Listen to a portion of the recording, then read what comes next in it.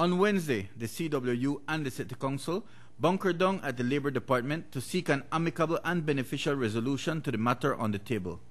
That meeting ended with Mayor Darrell Bradley and his team walking out in protest. Bradley has maintained that Matura Shepherd is overstepping her bounds in a big way, and the CWU president is no slouch at returning verbal blows. That she misunderstands her function and her role, and that became plainly obvious to me when I was speaking to her for so long yesterday, that she doesn't understand what she's doing.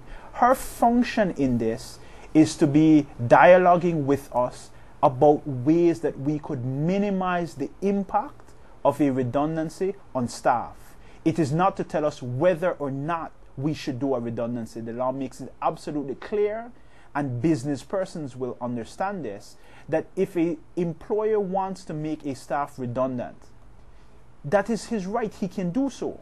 Throughout the meeting, the mayor got very personal. He forgot that it's the union there. He kept pushing his hand towards me. He got very personal and confrontational. So I'm very mature and very professional. I will not follow that path.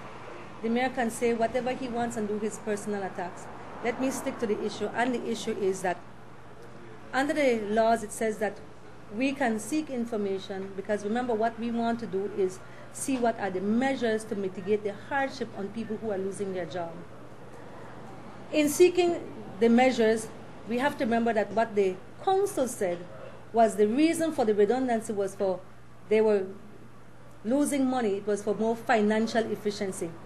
If you come to a union and say it's financial efficiency, we then have every right to say, you are talking about the security department, show us the breakdown in the security department, show us where the savings are. According to the mayor, those savings to the council will total around $300,000 annually. So Matura Shepherd has said that since the council is reaping dividends off the heads of the workers and has shown them the door, they should also have a heart and show them the money. That matter of what is called a compassionate package is one reason why discussions have broken down. Another thing that they proposed, which I thought was very unreasonable, they want us to give, there are about 6 people who we could not agree, we couldn't convince the union to take because they had disciplinary problems. And the city council would not allow, we don't want these people also.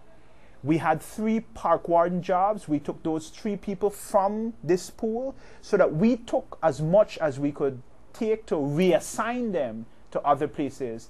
And we got the new contractor to agree to take 20 of them. But there were some of them who, because of their record, it was difficult to place them. We did not want to keep them.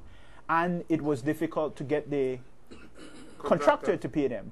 Ms. Matura offered as a proposal that we will pay these people who have disciplinary infractions with us. We will pay them 4 months' salary ex gratia. I thought that that was very unreasonable. You know why we call it a compassionate package? Because we're asking the city council to have a heart. None of them there in top management would want to be placed in that position. So why do you put them in the position? Because they're the least skilled, they're the poorest, they're the least paid. They're the ones who work all hour, morning, noon, and night while you are sleeping in your bed, go there out in the cold. Oh man, we have even gotten down to that. So what we were trying to do is ease the blow of these men. And not all of them are saying no to the other security company. Some of them tell you plain. Although it is the worst condition, they're in desperate situations, they will take the job. That is how unjust the system is. You've put them with their back against the wall.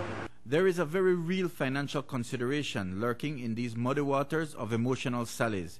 Mayor Bradley says that every day the matter is prolonged, the workers are losing money.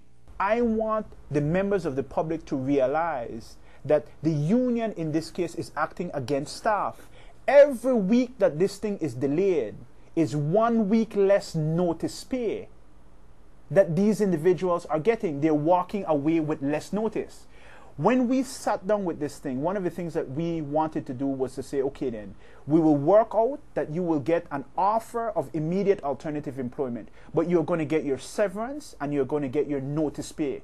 We didn't want them to work out the notice because we wanted them to walk away with cash. So that in some cases, some people are getting 8 weeks salary and the next day they're going to go to alternative employment. When Ms. Matura prolongs this situation, What she's doing is that she's forcing the staff to work out the notice period, so they're walking away with less cash. The law is clear as to what is the notice you could get. And any decision like that from the mayor that he does is just a reflection of his true heart. I can't stop him from deciding how to manipulate and connive and get the men out of a few dollars more. I can't stop that. That's a reflection of his heart.